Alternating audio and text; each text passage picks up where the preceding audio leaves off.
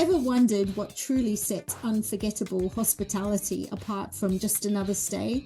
This is the Global Hospitality Collective podcast, where we go beyond the surface to uncover the stories of short-term rental and vacation rental leaders who are reshaping our industry. Every other week, authors behind the Hospitable Host book series unpack the real strategies, lessons, and heart-led decisions driving meaningful change in hospitality.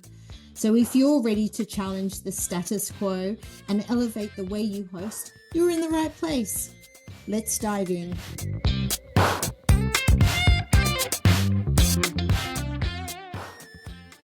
Hi everybody, this is Tanya Rooney and I am with one of the authors in the newest Hospitable Host book.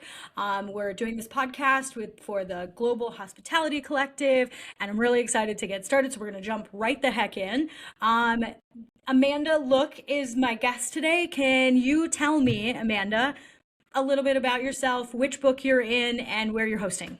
Sure. My name is Amanda Ash Look. I am the owner of Saltair Properties. I'm located in the Bar Harbor, Maine area. I am in the STR Sisterhood edition of Hospitable Hosts, which I'm super excited about. I've owned Saltair Properties for over 6 years now, and we manage about 105 homes. Wow, that's amazing. I'm going to go with you probably know a thing or two about hospitality because that's a decent portfolio. Can you tell me if you own some and if you also own some in that number? I do. I own 7 of the homes. My business started because I had been a long-term landlord forever and converted one property as a short-term rental, and I just loved it. And from there, everything has been converted to short-term, and I've added a few along the way. Awesome. What was it about it that made you love it? Like that, like long-term is a very, very different business. What was it that made it spark for you? I really enjoyed setting the house up. Initially, I was trying to think about what people would enjoy on a trip, like what comforts of home would they want. I had very little experience with that. So I set it up, I put it online. That first house, Airbnb couldn't even find the location, so I could only be live on Vrbo. And I thought, well, this probably isn't good, but we'll try it. Like, the house booked solid for the whole season in 3 days. And I thought, wow, this is so easy. I should buy more. I learned quickly it wasn't quite that easy. Tell me, why did it book so darn fast? I was probably underpriced for my market. I like to say that I listed it a little bit late in our season. So we're a May to October market. I listed it in June because I purchased it in May and I had to renovate the whole thing, and I had another full-time job, so I was doing this at night. I went live at the end of June. So what I like to say is that the market was already booked and I joined late, so I had this open calendar. So that's what attracted people to my listing. I was underpriced and I didn't know anything about pricing. Every night was the same price across the board, and I was having a good time with it. I thought, wow, these short-term tenants are so much easier than long-term because I can deal with anybody for 4 days, right? So that was my strategy. And once I started kind of getting some new ideas about it, I went to a conference, and a national level conference. And I thought, I should really learn more about this industry. And I just loved it. I met some great people. And then I just dove headfirst into the industry.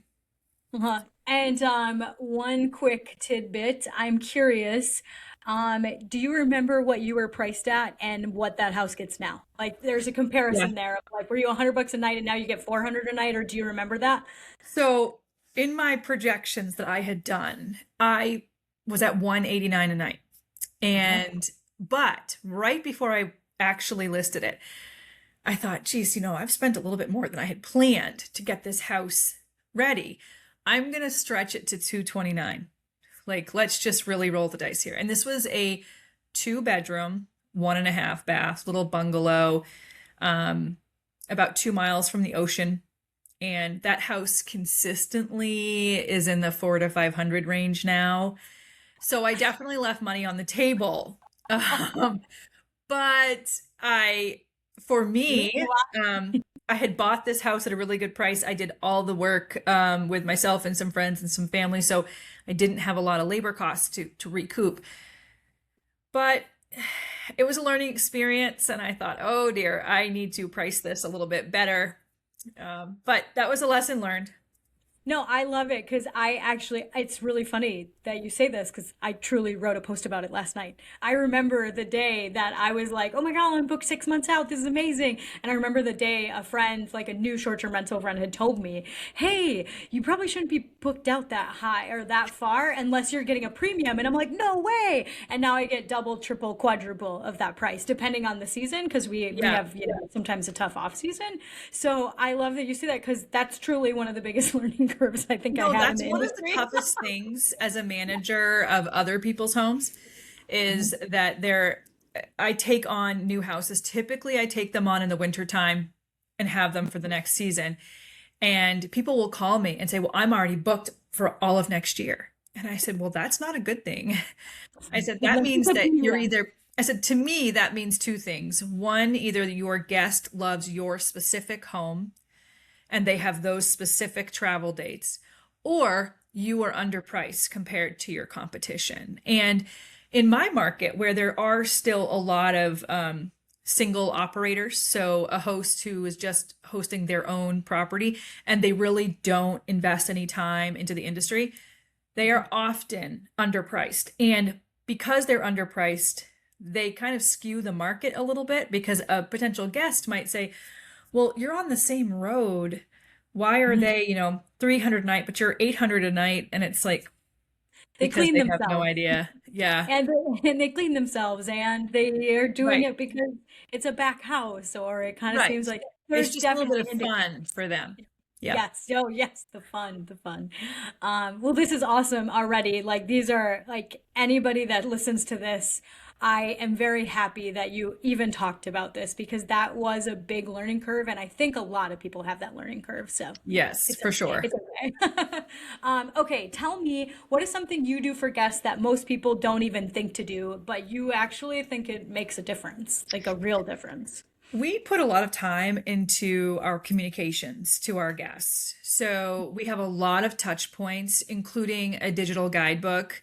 One of the things about our guidebook that is unique to our area, I know that other hosts possibly across the country add this to the guidebook, but we have added a custom playlist of songs to our guidebook for like their hiking trips.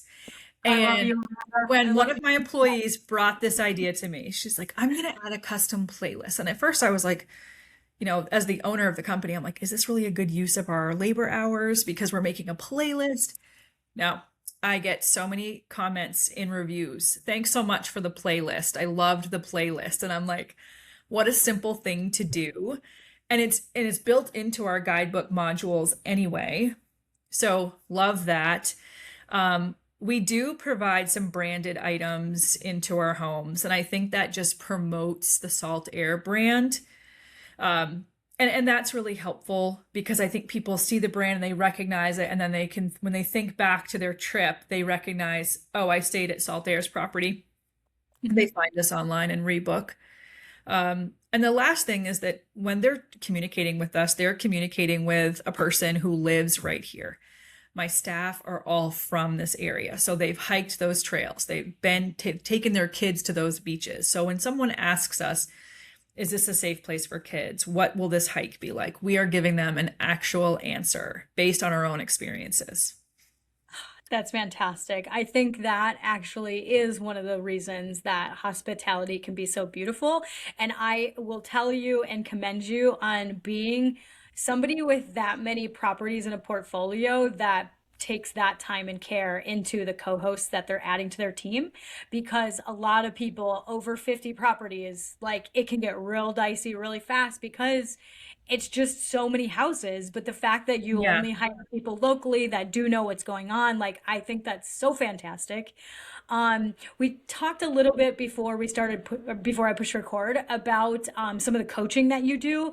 I think this is a perfect time for you to just touch on that and why you think it's different. Like, you talked about communities. There's a ton of people that want to buy short-term rentals in big urban markets. They want to do Right. vacation rental destinations, all of these things. Can you talk about, why you think it's special to do it in a completely different town that maybe not everybody knows about? So I was very fortunate to grow up 30 minutes from Acadia National Park. This is where my whole family's here. So we're in Bar Harbor, Maine. We're in a rural market. A lot of the workforce here is seasonal by nature because, as I mentioned earlier, our tourist season is May to October. So most people are comfortable with seasonal work, or at least they know someone who's done it before. Though our year-round population grew during COVID because a lot of people moved here to escape bigger areas, we're still more things are going on in the summertime for sure. So when I thought about running, having rental properties and really getting into the short-term world, I was fortunate to already be in a great market.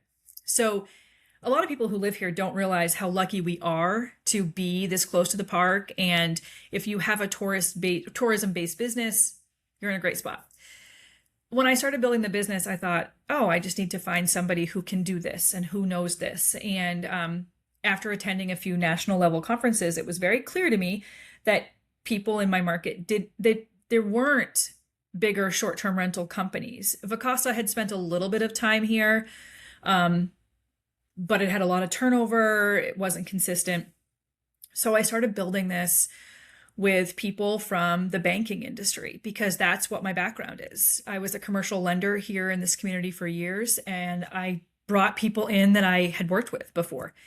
Once we did that, we then partnered with a local technical high school and 2 other high schools, and we host interns every spring. So I have high school kids who spend their spring with us learning about the industry. They all take on 1 to 2 projects every spring. 3 of those high school kids have gone on to college, majored in hospitality and tourism, and now they're back working for me full time. So some of these kids, we call them the kids, they've grown up in Salt Air, and we love having them. And that has been great because being able to build this business, modeling it like, like some of the bigger companies who are in big urban markets or on a national level, we're doing those same things, but we're doing it with a local team. So as I branch out into coaching and meeting other property managers from smaller communities, I think there's a real need for people like me in these markets that sometimes get overlooked when you're looking at things from a national perspective or the bigger conferences and things like that.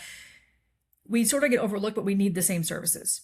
So being able to help support them and let them know that you absolutely can build this from the ground up. I mean, we started with 1 house. I quickly was up to 10 from like friends and family and just connections I had made. Next thing you know, I was at 40. So when I attended my first conference, I was working full time in commercial lending, and I had 40 houses on the side. And I sort of knew, I knew that this was going to come to a point where I couldn't do it. And I said, you know what? When that day comes, I will know. I will know, and I will trust my judgment to make that leap to do this full time. So I went, I actually traveled out to Arizona, and I went to Level Up Your Listing conference. Well done. And when I got there, I started talking to all these women, and I had more listings than most everybody there. And I thought, oh no, have I grown too fast? Like, nobody else has this many. What am I doing here? This isn't good.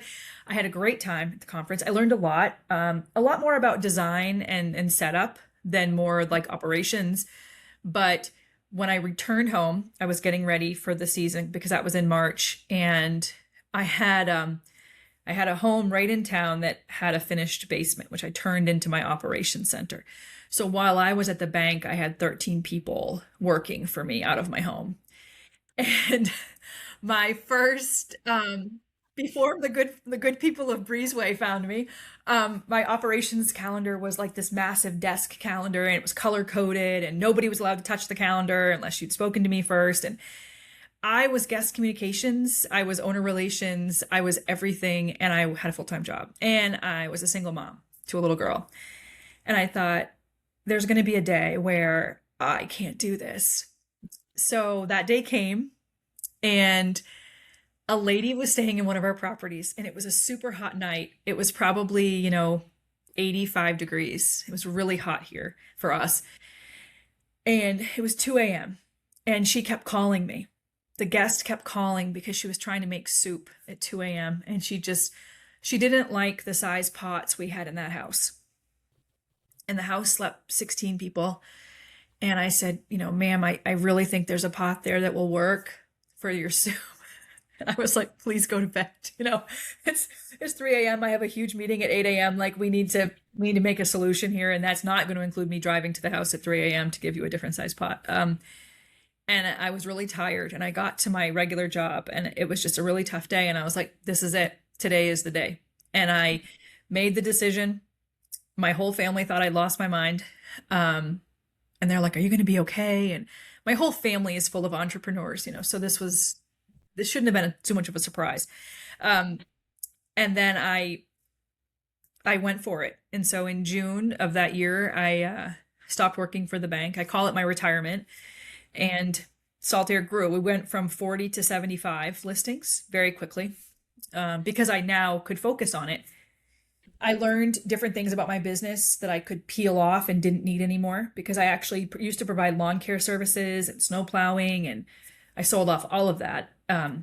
It wasn't something that made sense for my business, and I kept growing. And now we have between 25 and 30 employees during the season, and about 105 houses. So it didn't take long. So wild that you're 40 houses on the side. Just, I feel like the resiliency of people that are in hospitality, it is so intense, because you can show up in ways that other people can't even imagine. Oh, And yeah. your story is that you had 13 people working for you. In my basement. And I was like, we actually refer to those, we call those the basement days. So if we're thinking back to like an earlier process, we're like, oh, well, those are the basement days. So yeah, maybe we need to update it. Yeah. Can you tell me, do you guys close off in off season? Do you guys close all of these houses, or is it just off season you make a lot less? And there's a lot more. 30% of houses are going to try to get winter rentals. Winter rentals are kind of tough here because we are not in a ski market. We're not really in a snowmobile market. So we're not getting a draw in the winter. This past winter was extremely cold and brutal. We really didn't see much for reservations. We will place like traveling professionals in houses. We will do that occasionally. But this year wasn't great for it. Some of our homes are truly seasonal properties, so they are just closed down. I keep some staff on during the winter, but the winter is really a time for us to rest, to regroup. My hat's off to anyone who works in a market that is consistent year round, because I can tell you that November 1st is a really nice day in this market. I love November. But I've set up my business to really, like, for example, this year, I have a lot of people that are working for me that they've never experienced hospitality training or leadership training or development training. And so we hosted a winter leadership program where staff members could stay on. It was their choice to do it or not. It was a paid workshop where we had different professionals, both local and nationally, either Zoom in or visit us in person, do workshops with my team. We opened up some consulting and coaching programs for them all winter so that they're a little bit more comfortable when they come back to work this spring. Having professional standards is really big. It's a big thing for me. And I learned that some of my staff would say, how did you know how to talk to that homeowner?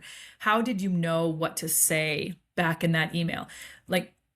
So one of them will joke with me. She's like, can I just follow you for a couple days? Like, how did you learn this? And I was very fortunate because I went to college in New Hampshire.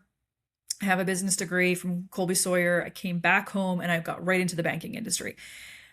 I was fortunate to have so much training and so many conferences and programs, thrown at me at a young age that I grew up that way, but a lot of my staff hasn't. So to give them opportunities to learn, to grow, learn how to communicate, learn how to be a good teammate, how to respond professionally. So one of the things we're talking about, we have a professional standards training next week. And one of the things I'm big on is closing the loop. If you were assigned a task, I should not have to find you to see if it was complete. Like, do not waste my time on that. And it's funny because they're learning how I want this place to operate. So one example is, your staff member arrives at the home and a dining room chair is broken. And we've all had like a dining room chair leg fall off. Everybody's seen that once or twice. Well, some of my staff might have said, hey, chair's busted, don't know how. The correct response would be arrived at 12:30, found dining room chair to be broken, have documented, uploaded photos, and contacted maintenance. That's the correct answer. So we're saying the same thing, right? We're saying we have a broken chair, but it's just the way that we communicate those things and learning what is really an emergency and what is not. I used to have a rule called the 20-minute rule that from 10:30, so our cleaners typically get in their first home between 10 and 10:30. Mm-hmm. And I used to have some staff members that would start calling immediately. My phone would just be bouncing off the table. Yep. And they'd be like, well, they didn't start the dishes. The beds are a mess. There's trash in the kitchen. And I said, normal job. That's not a reason to call. This is what we expect, right? We do have some simple checkout directions, but not everybody follows them. And so the 20-minute rule was I would not respond between 10:30 and like 10:50 every morning, because I needed to start teaching them that you can get through this. You need to use the skills we've taught you to get through that first initial shock of whatever you may have found. Now, if there's a true emergency, call me. But you need to learn how to be a little bit resilient here. And so I look for people who've had jobs in higher stress situations, high volume, like busy bank teller, a busy waitress from a restaurant that's, busy in town. I look for people who have a transactional mind. I find that they are more successful in this industry on my operations team for sure. That is, all of this stuff is so good. Like the close the loop thing, you're completely right. Like, do I have to check off on 𝑻𝒉𝒆 that you did this? Like, I talk about that with my maintenance team. Like, I don't want to think about it. I'm not in charge of that. You are. So it's really, really beautiful that you talk about actually having kind of like SOPs on this is how this happens. I'm curious, you talked about hospitality training. Mm-hmm. Tell me what that looks like and means to you, because obviously you were just in a hospitable host book, literally talking about this, and it kind of seems like you've kind of already staked a flag on hospitality and your version of it. It seems successful because you probably get good stars or good reviews. So tell me what hospitality training looks like for your newbies. So I break it down into different categories. The first is time management. I want to know if they're able to multitask. Multitasking is critical for us. We have a protocol for the first 15 minutes in the home. And this is for, cleaning team only at this point, but that first 15 minutes, what are you doing to create the most impact in completing your task? So for us, that's dishwasher going, towels are going. We don't do the sheets on site. We have it rarely because I have a whole laundry facility of my own in our office. So I don't need to wait for sheets. But we train them on time management. The second thing that we look at is we talk a lot about technology, like use the notes that we spend hours putting into 𝑻𝒉𝒆. Like, we are providing you with all of the before photos. That room should look exactly like the photo when you leave. We also put a lot of extra notes there just to say, hey, watch out for this floor. It can be sticky sometimes. Like, this is what we recommend. Make sure you're doing this. The tub has a small leak in the faucet. Always look out for that. Like, we provide that information and we expect them to use it. So if they're not willing to use the technology, it's probably not a good fit for us. One of the new things we've added this year, and this is a result of a homeowner comment, and I've always known it's something I wanted to add, but it's like sometimes in this industry, it feels like, well, how much more can we take on? Like, how many more things can I put on an employee in a 2-hour turnover, right? We call it polishing. There's probably other terms for it across the country, but here's an example. We have a home with 3 levels, a finished basement, which is like a bedroom/game room, living room on the main floor, and then a den on the second floor. The homeowner arrived and she said, "Hey, I saw that there was a board game in the shelf in the lower level. There was board games in the middle level. There was board games upstairs. Like, why were there board games on 3 floors?"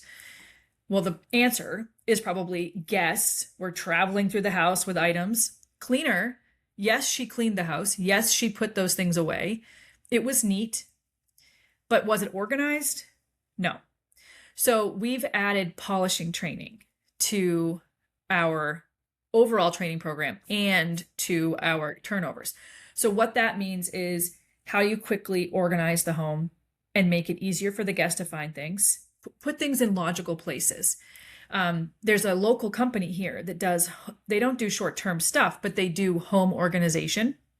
Mm-hmm. So I reached out to them. I asked if they would come in, would they be willing to do a training for my staff? My staff loved it.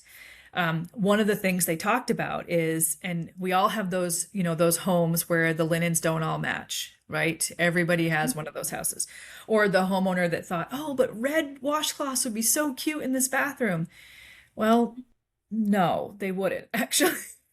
Because if we had white across the board, we could interchange them, but we can't now. So they were talking about, what do you do when you get to the bathroom and you have one odd towel? Mm-hmm. How do you organize that? How do you make that look better? How do you organize your kitchen cabinets? So we provide that training up front, but we actually have a position. She's on our cleaning team, but she's really good at the staging and the polish. So she goes around and checks these houses and she's like, I made these recommendations. This is what we need to do on the next turnover. And she adds to the notes.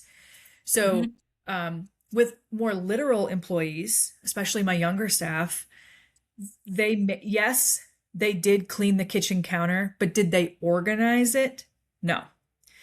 But if I say, did you clean the kitchen counter? The answer is yes, but it doesn't look right.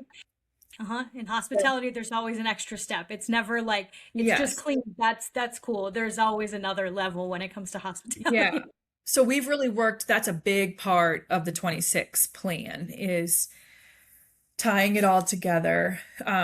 We'll also do some more partner work this year than we've done in the past. And I think that'll be good to prevent the burnout because our staff works really hard, but by October they're tired. Yeah. So yeah. I really love, I like that you just call it polishing. I wrote all kinds of notes. Oh my God, my cleaners are going to be annoyed with me, but it's fine. It'll be fine. They're good sports. But we call it an inspector role, and we actually know because we have some really big houses, and if a house takes more than 4 hours to clean, we have to have an inspector come because it's usually about the 4-hour mark that whether it's a solo person or not, they're typically tired. Like things start, it doesn't mean they make a ton of mistakes. It's just coming back and being like, oh, the iron is on the kitchen counter because they grabbed it and they just forgot about it and then walked away.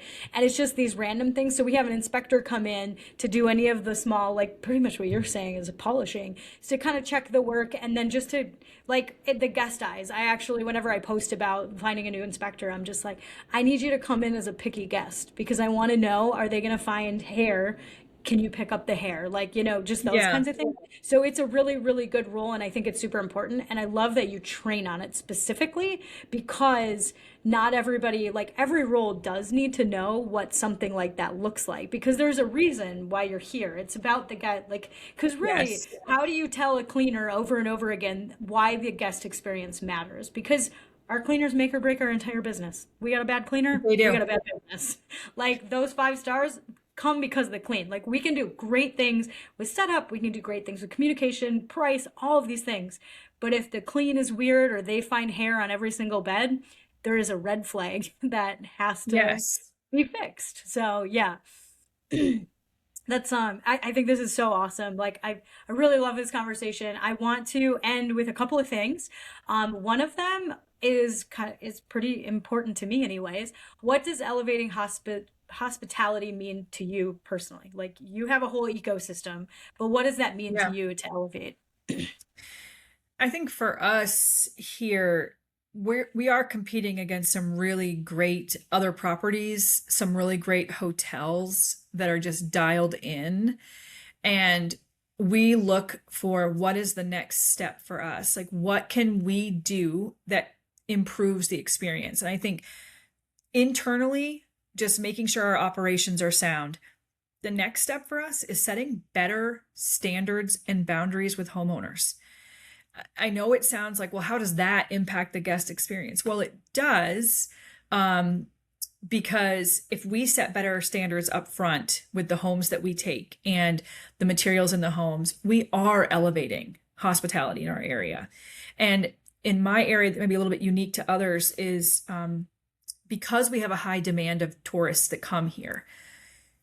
There was an attitude, especially pre-COVID. Most people are getting through this now, but like, oh, I'm renting out my guest house, so that's good enough. They got Views furniture, they've got grandma's stuff, and those days are so numbered in this industry. And it might be good enough, but for me, as I'm, building a brand and promoting it, and if I take your house with your old linens and uncomfortable beds, that's hurting me too. And that's something that I'm really like, now I'm getting much more serious about, because I've learned that bending my own internal rules has caused me trouble in the past. So now I have my list of things that I will not deviate from, and that's just the way it is. And I know it may sound difficult, but I can tell you that every time I broke my own rules, You regretted it. I regretted it in August, September, and October. That's when it hurts me. Yeah, I hear what you're saying, and you're being so kind and so corporate right now with your words of saying like I don't want to take shitty owners, because it's Yeah. totally true. It does. Like every single house that you decide to put into your portfolio is a reflection. And Mhm. if there's always something broken at this one house, or you're right, like crappy Facebook. Oh my God, I hate going up north Minnesota. I'm from Minnesota. Up north Minnesota, that's what a lot of rentals are like. It's not hard to exceed expectations because they're just, you're right. They're like, this is my suburb cabin too. And, everybody sets up a cabin and they do. They just get stuff from the thrift store. And that's not, it's not unheard of. It's not the worst thing in the world. It's just, it's, making sure your brand matches that. And I think that's really important for co-hosts is like, Yeah. don't take money just to take money. That is not a good idea. The other thing I would say, if I was, giving any bit of advice on this at all, is I built a lot of this in a silo. I didn't have anybody to ask. The business in the industry can be extremely competitive too. And not everyone is a friend or partner. And there have been times where I'm like, am I making the right decision? Am I making the right decision? And I can say now that I have built my own network of people that I trust, that I know have my back when I'm making these decisions. And, it's funny, I went to a conference and this lady starts talking to me, and we're in a similar market. We don't directly compete, but she is in a market where you don't have to provide linens to your guests. Ugh, I hate So those markets. I hate them. they like rent a bag. You can like rent a bag of sheets. So if I did that, I would be out of business within a week. And she walks up to me and she's talking to me about her business. And I said something about, linens, or we got talking about that. And she's like, oh, well, we don't even provide that. And she said some things to me that kind of shook me a little bit. And she's like, well, you don't do things right in your business. And I'm like, we just met. Like, that conversation has stuck with me for years now, because I'm like, I have to trust that I'm making the right decisions. And to somebody who only has, the sliver of information, then maybe it looks kind of funny. But if you were to sit in my seat and have to make these decisions every single day for the benefit of our 100 homes and for the benefit of my 30 employees, I have to stick to my guns. And that has been a big lesson. I can be pretty direct if I have to be, but there have been days where it's like this industry can be very lonely too, because when I first started, these bigger vendors wouldn't take me seriously. Now we partner with a lot of them. So I can't wait to start like branching out and meeting more hosts or PMs like myself who are in a smaller market, who are just like, can we just like chat? Like, does this make sense to you? Because sometimes you just need somebody to bounce your idea off of, who's not going to try to steal it from you and take your houses. And so I've really benefited from building my own little support group, I guess you can say. And they're located all over the place, and they're not in my market, but I can't wait to see them when I go to conferences and connect. And I think that's a huge, I would tell anybody, even if you had one house, find your people, make sure that they support you and don't listen to the noise on the outside. I think that's the perfect way to end. I can't even tell you how much I absolutely adore you from a 35-minute conversation, Amanda, because Thank you. I agree. Like, I mean, that's the whole entire reason that, Jodie started the Global Hospitality Collective, is truly so that people don't feel so alone hosting, because there's so many stories exactly like yours, is you feel siloed. You do feel like, because our employees aren't, you can be friendly with your employees, but they're still your employees, or they're your 1099s, whatever. But about like the first time you get a crappy review, the first time somebody trashes something, you have to have other hospitality people around you. You just do. Like, I don't care what anybody says. Yes. Your husband, your friends, your parents, they're going to be like, "Aw, shucks," or they're going to, have the pitchfork with you because you're mad about something. You need people that have already gone through it, or people that are just dealing with it too. So you can just say, you just need some "aw shucks" people. Like, "Aw shucks, that sucked. I'm sorry that happened to you. This is how you solve it. Let's keep going and collaborate." And I think, again, that's the beautiful part about becoming a hospitable host and writing in one of these books, is you now get to be plugged into like 400 freaking hosts or something. I think by now, like, that's about 100 people per book. And it's wild. So I love that you said that. I love that's how you closed. Tell people, if they want to find you, how do they find you? Multiple ways, please. And then maybe touch on where you are, what you're named in the book. Yes, in the book, I am Amanda Ashe. That's ASHE. You can find my website, saltairmaine.com. There's a contact form right there that goes directly to me. So feel free to drop a line there. I'm happy to connect at any time. Also we have Facebook and Instagram for our business. I'm also on LinkedIn as Amanda Look. I will update that to be both last names. But I do a lot on LinkedIn. I post a lot there. Have a lot of great connections. So please feel free to reach out. That's awesome. Thank you, everybody, for listening today. Thank you, Amanda, for sharing. Thank you so much. Honestly, this is oh my God. I have 4 people I want to connect you to. I wrote so many notes. I just can't wait for people to, I'm so happy the people that get to listen to this. So thanks, listeners, for, tuning in to the Global Hospitality Collective podcast. And if you're interested in connecting with Amanda, please do that online. And we'll see you next week, guys. Bye. That's it for this episode of the Global Hospitality Collective podcast. If today's conversation made you think, inspired you, or just reminded you why hospitality matters, make sure you hit subscribe so you don't miss what's coming next. Next week, our panel, Helen, Rose, Debbie and myself are back, and we're going beyond the listings and the tech, diving headfirst into real stories, the hard decisions, and yes, all those weird and wacky guest experiences you won't believe are true. Trust me, you don't want to miss it. Thanks for listening, and as always, keep hosting with heart. See you next time.